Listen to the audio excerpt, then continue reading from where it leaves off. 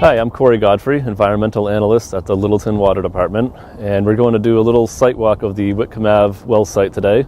We're currently standing at the entrance to the well site, and you can see behind me the red brick building. That's actually the original pump house for the original well for the town of Littleton. That building was actually built in 1912, and there used to actually be offices attached to it, a whole other structure just to the right of it. And that was the original office location for the water department and the light department as well. To your left here, you'll see an old garage building. This one's actually in pretty good shape still, so we'll be keeping this building just for some, cold storage of steel pipe and that sort of thing.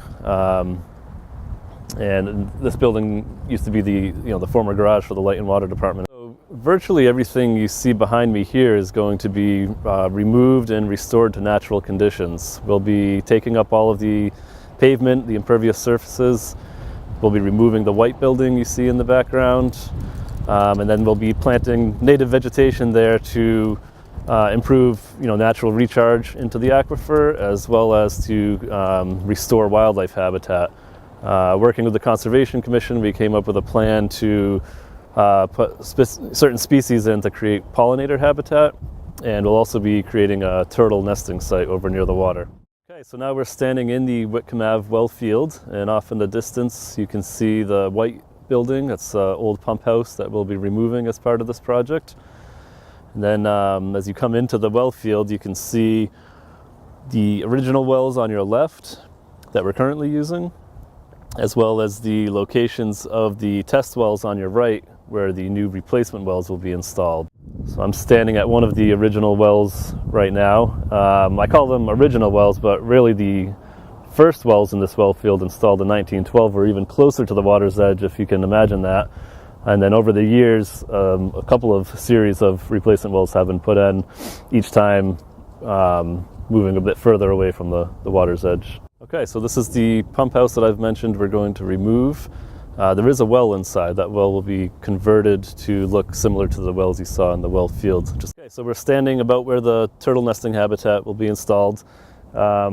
Essentially, it'll extend from about where I'm standing to the water's edge all along here. We'll be removing these soils that you see here and putting down some sandy soil, which is what the turtles like to nest in.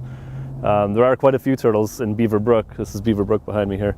So our goal here is really to restore the site to a more natural condition. And working with the Conservation Commission, we're getting input on the details of the turtle nesting habitat that will be installed here. Now we're standing at the location of the old highway garage. You can see Whitcomb Ave off in the distance behind me. And again, we'll be removing all of the pavement from this area. We'll be removing the old highway garage there. And we'll be restoring the area to natural vegetation to enhance aquifer recharge and provide habitat for pollinators.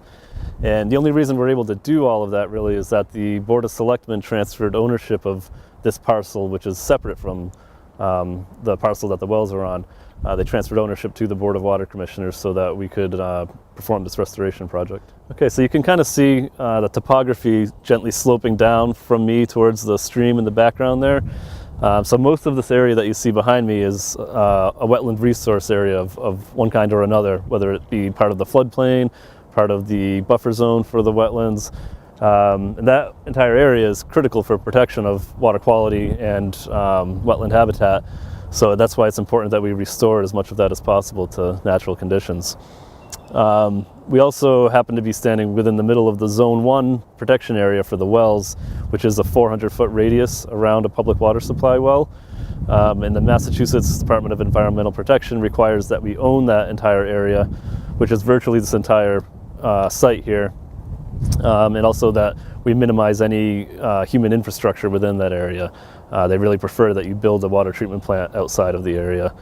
So that's the reason why we'll be removing the structures over here, the old highway garage and all of the impervious surfaces on the site.